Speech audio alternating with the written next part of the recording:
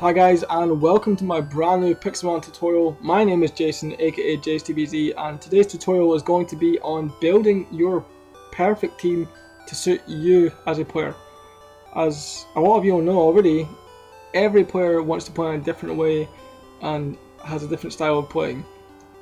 Just like if you watch football like I do, you'll notice that different teams play different styles. So some people will play, you know, the 1-2 passing, really fast, a lot of possession kind of play football, and other teams will do counter-attacking. Some players play really defensive, try to bring the team on and play counter. There's so many different ways to look at it. Just like when I do boxing, there are some people who who box offensively, who are trying to get in the inside. There's people who are mid-range and people who box on the outside on the back foot and are more boxers than fighters. So there is the same comparison when it comes to Pixelmon. As you'll see, this is my team which I have on my competitive server, the server that I play on. Current team that's unbeaten and they're all level 100s. Obviously this is on just a single player kind of, you know, game, so they're not my exact Pokemon, they're not EV trained, they're not level 100, you know, this just to show example of how to build a good team. Now, my team just now is, I have about 13 level 100s that I choose from, that kind of, some of them alternate, so I choose between certain ones. Sometimes I'll play certain ways against certain opponents. But Kyogre is probably the best in my team. He's overall just powerhouse, he's so powerful, good HP level, very high special attack, special defense, and decent speed, decent physical defense, decent physical attack. He's just an all-round guy that I use. You got Zapdos, who's my powerhouse, who I usually use choice specs on him with Thunder usually. Same Moltres, but I'll use Wide Lines on him. So I have Hurricane and also Flamethrower, Fire Blast, and so on. So I've got a balance of the three. They're my three powerhouse Pokemon, usually using special attack. I then have Salamence, because one is a dragon. Most people have a dragon Pokemon, so it's very good to have one as well because you need to counter. It's either that or using ice Pokemon. So yeah, definitely recommend a dragon Pokemon or a ice Pokemon to deal with that until they put on fairy type Pokemon into the game. So I use him mainly for physical attack. He is, of course, this isn't my one, but you know, I'll just look at his moves. Most of his moves are physical attack without even teaching him. They're the moves that he's got.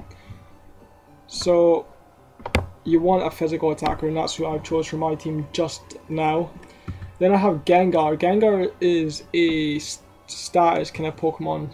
If you're going to use him well, you're obviously going to use Hypnosis, which is why people hate battling him. Dream Eater, because you need that for Hypnosis, or Nightmare. And another good move to add to him is Toxic. He's pretty much one of those Pokemon that you hate battling. You can't really hit him with many physical attacks. He's very annoying to fight against, and he just puts you to sleep and kills you slowly. He's a very slow killing Pokemon, but he is effective. He is very weak to some physical attacks, so that's the problem with him. He is easy to kill if you know how to and you're set up to do so. Definitely recommend, if you're using him, putting on Choice Scarf so you get that speed, but then you only have the one move, so that's the problem with that. So you're going to make sure you either train EVs on speed or do what I do, give them Wide Lens. Then I've got a kind of wild card a lot of people don't really use, and that is Blissey. The reason I use Blissey is, one, I actually did it for a specific move which isn't even available just now, which is Wishful Heal, or Heal Wish or something like that. What it does is I kill myself, but I give the next Pokemon I bring out full HP, no full status problems cured, just completely heals my Pokemon as long as they're not dead. That's why I pretty much train this Pokemon, as well as it has a 714 HP it can get to its max, and also a 404, I believe, special defense. So it's pretty much a tank. That's the reason why I actually use Blissey. 1 second, let's put this set today, it's annoying. So that's my team. That I've not gone over everything, obviously, because I need to still. I want to still be unbeaten. And I do switch out some Pokemon in that team, such as Gengar and Salamence. I will switch them out, but that is my way that I built. I would add Mewtwo if I could, but now I'm going to show you actually how to make a team without using legendaries. I've not obviously got an infinite amount of Pokemon to look at, but these are the teams I've chosen just now. Just the 2 teams. Just what are you doing? What are you doing? What is this all about?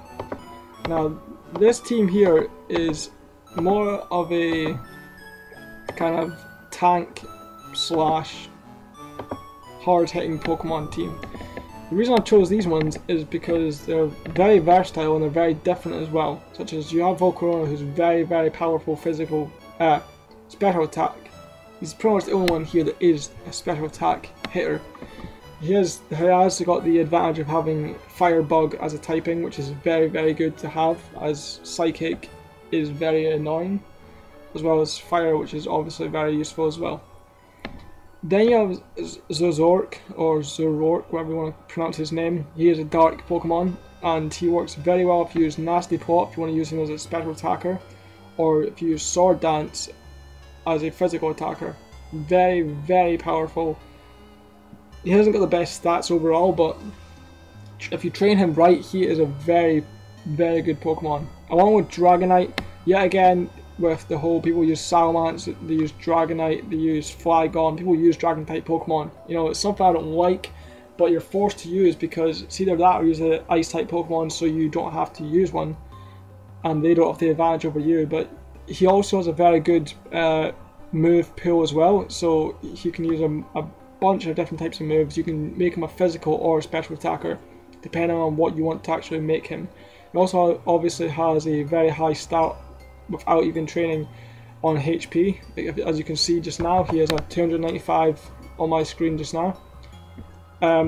Then we move on. We've got Blastoise as a powerful water Pokemon.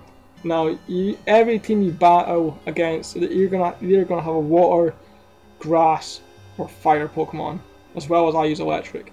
But they 3 are the main 3, and everyone you battle will have one of them. So you can get lucky and they've got fire and you've got water, or you've got water, they've got water and you've got grass. It kind of, you know, depends. It's kind of luck, just like all Pixelmon is kind of luck, but it's also skill as well. And Blastoise, of course, is one of the best water Pokemon. I use Kyogre because I've managed to get him, but Kyogre is the best water Pokemon in my opinion. But Blastoise is very good. Obviously starters are easy to level up as well, so having Blastoise in there is very good, and he's a powerful water Pokemon as well. And he's got good stats all around. Moving on, you've got Venusaur. I'll just put him out there because he's big. He, yet again, follows the idea that everyone has a water, fire, or grass Pokemon. So he, of course, is grass. And grass is very underrated. The reason it's underrated is because it's seen to not be as good, because the fact that grass has so many weaknesses. But people also forget that grass has a lot of strengths as well. Yeah, it's considered one of the weakest because it has it's got 5 defensive weaknesses, and there are 7 types that are resistant or so towards grass. But he's super effective against water, ground, and rock. So that is very, very good. And also, water, electric, grass, and ground are not very effective against grass Pokemon. So definitely something that people should actually consider would be using grass Pokemon. And Venusaur is a very powerful one. Yet again, with Blastoise being a starter, he has a balanced base stats as well as having, you know, a good move pool, and is easy to level up because he's a starter Pokemon. Then we'll move on to Genghis-Khan, which he's type that I'll be covering in my next type explanation, just like I did with electric Pokemon. My next one will be on normal Pokemon, which he obviously is. Very underrated. Right away you can tell he's level 100, and he, without even training his EVs, he has a 356 HP, which right away is good. As well as having a balanced base stats, he also has, this is without training him, obviously the only thing he lets him down is special attack. He's a physical attacker, that's why his defense is good and his physical attack is good, but his power attack, special attack isn't.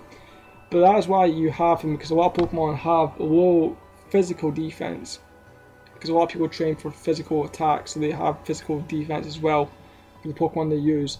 And considering he has a very, very versatile move pool where he can learn pretty much everything, I would definitely recommend him.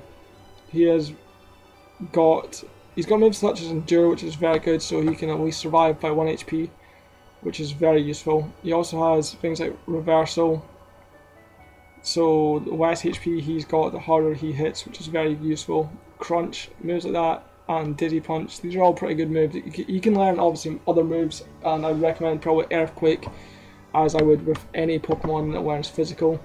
But you have the opportunity to make him into whatever you want. He can learn pretty much every move, or at least one of each move category, such as Electric. I think you can learn Thunder, you can learn Solar Beam, you can learn Flamethrower, Blizzard, you can learn Aqua Tail, and I'm pretty sure you can learn all these. So he's very, very underrated and a very good Pokemon to use. So there I've got, starting from the top of Volcarona, I've got a Special Attacker, Physical Attacker, a Dragon counter plus a powerful Pokemon itself. Then I have two pretty much tank Pokemon with Blastoise and Venusaur. Then I got Kangaskhan, Kangaskhan, who is a very powerful Pokemon in itself.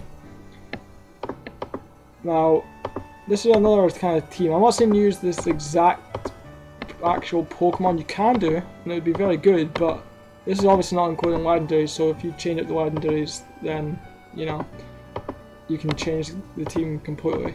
So this is another team. I've kind of gone with the idea of having a pretty tankish team. As I showed you, my team is kind of like the powerhouse, special attack, speed kind of Pokemon.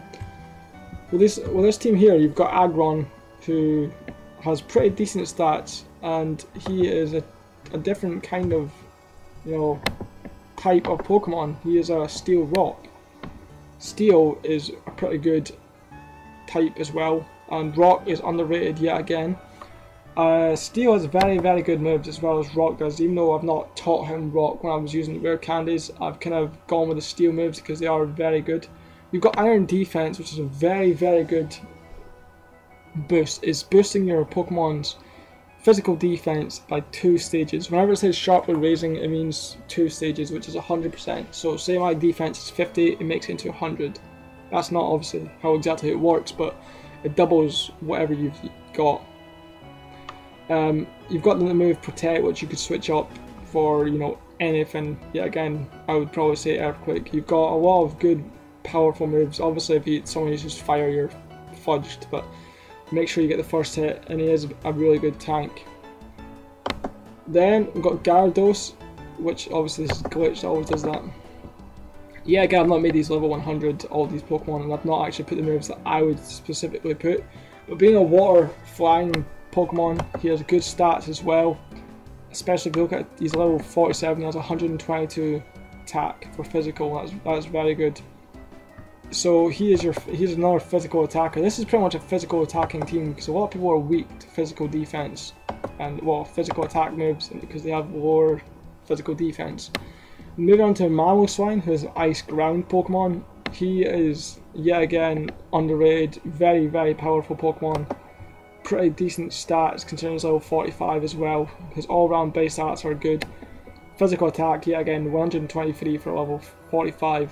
Very good. You teach him Earthquake, which a lot of people will use. I think every single person I've ever seen with a Mamoswine or a Piloswine have Earthquake, and it's very, very powerful, of course. And it has obviously the advantage of having ice as well. So yeah, again, you use this as a counter towards Dragon Pokemon. You're pretty sorted. You put Blizzard instead of these moves. I would probably say, yeah, Blizzard, Ice Beam, Earthquake, and I don't know why he has Peck. I would delete that and I'd put something else, but yeah, they're definitely moves you would teach for him. Physical attacker, counter for Dragon Pokemon. Then you have Snorlax, who as everyone knows, for 48, look at his HP, 220, look at his defensive stats. That's why he's such an annoying Pokemon in the wild to attack, because he's got such a high defense with 115 for special defense. Speed obviously is the one thing that lets him down, but these are all moves you'd pretty much not have. I'd probably have Rest, as every single person has. Yawn can be pretty good to make the other person sleep. You could put any kind of move you want with him. Probably want to put on Earthquake. I know that's an over repeated word, Earthquake, but it is the best physical attack pretty much in the game, and it's very useful. You can put on Thunderbolt, Flamethrower, Blizzard. You can learn pretty much everything, which is another reason to use him, just like the Kangaskhan. Of course, his main reason is he has a wall, so whenever your Pokemon is about to get one-shotted, when you've got, say, a water Pokemon, someone you know is going to use a grass move or electric, you switch to him, he's going to take the damage. You could even use the Toxic or whatever, and you can take that Pokemon out. That's why people will use him. Then we've got Machamp. Machamp is just a powerhouse attacking Pokemon. He hasn't got the best special attack stats, and that's because he is a physical attacker. He will use moves like Superpower, I think. I'm sure he learns it because most fighting Pokemon will learn it. And that's 120 damage fighting move, and a lot of other moves as well. Like I said, a lot of people have low physical defense, so definitely try and throw in a fighting Pokemon or a hard hitting physical move Pokemon. And fighting is very good as well for loads of reasons. For dark Pokemon to counter, and normal Pokemon such as Snorlax, who are annoying, and Kangaskhan, he is a very useful Pokemon. Moving on to Electrify, always trying to throw an electric Pokemon, and he is just such a good Pokemon. For level 100 without EV training, his stats are so good. His attack and his attack stats are so good. Without EV training, he's got 235 and a 269 special and physical attack with a decent amount of HP, decent damage, defense, and also a good speed. His moves as well. This is a reason I just spawned him in and caught him. This is why you want him. I don't even actually know. I actually got him and I actually gave him all his moves. Right away you can see he's got Low Kick, Flamethrower, Thunderbolt, and Thunder. Very much an offensive Pokemon. Hence these two powerhouse moves. Plus he gets stabs for being electric, and he's got Flamethrower. So someone throws out a Magnezone against him, or throws out an Aggron or an actual Steel Pokemon, just whatever, he has the ability to just absolutely wreck with Flamethrower, because Flamethrower is just such a powerful move as well as Thunderbolt. They two are their own move. That's the electric version of Flamethrower, and that's the fire version of Thunderbolt. And Thunder is obviously a devastating move. As long as it hits, it is just unbelievable. So if you look at the way I've just actually explained all this, pretty much, if you look back at my team roughly, I should be able to show you roughly on the PC just so in case people have forgotten. This is pretty much my team at the bottom. This actually would be my team because I use him very much. Everyone knows about my famous stupidly fast Jolteon. But these are all powerhouses with Blissey, which would be here as well as defensive Pokemon, and my Dragon counter. That's kind of how you want to build your Pixelmon team to be successful, and the reason I win all my battles is because a lot of people do not know how to build a good balanced team. They all go for either full powerhouse Pokemon for special attack, or they go for just a bunch of weak Pokemon because they don't really know what Pokemon are best. So kind of go off that. Don't copy my team obviously, because it's just going to be like, what's the point? But and remember, you need to have good offense, good defense, and you're best using a status Pokemon like Gengar. Well, don't use Gengar, there's a whole bunch of them, but try and build a team on balance. Don't just have one huge defense, one low attack. Make sure you have a bunch of different Pokemon. Try not to have two of the same type. I know I do use two electric sometimes, but try and keep it balanced so you have a counter for every counter. And make sure that your Pokemon will have a counter, so try and then make in advance that each Pokemon you have in your team can cover each other Pokemon in your team with a counter. So say I use a water Pokemon, somebody's using electric, make sure that I have a rock Pokemon or a Pokemon that's going to be a counter, like ground Pokemon. Or say someone has a grass Pokemon, make sure I've got a fire Pokemon. And if I switch to that, it's very complicated. It's like a game of chess. Just trying to work on countering your counters, and also just the basics, having a counter for like every type move you can think of. So try and cover your team as a whole. Remember to just make it a balanced team. Hopefully this has helped you. I know I did go on for quite a bit. It has been a very, very long video, and it's not been the most exciting video. It's more of a tutorial, just like my other tutorials. It's the more of to teach you how to play. You can put this in the background and listen to it while you play Pixelmon yourself, or just watch it, I suppose. But thanks guys for watching. Please subscribe, like, comment, share, favorite, do all what you can to support my channel. I'm very, very grateful. I know I'm just a small channel just now. I'm hopefully building my channel back up to like my Call of Duty days. So thanks for watching. There'll be more tutorials coming out next week, and that's all. See you later.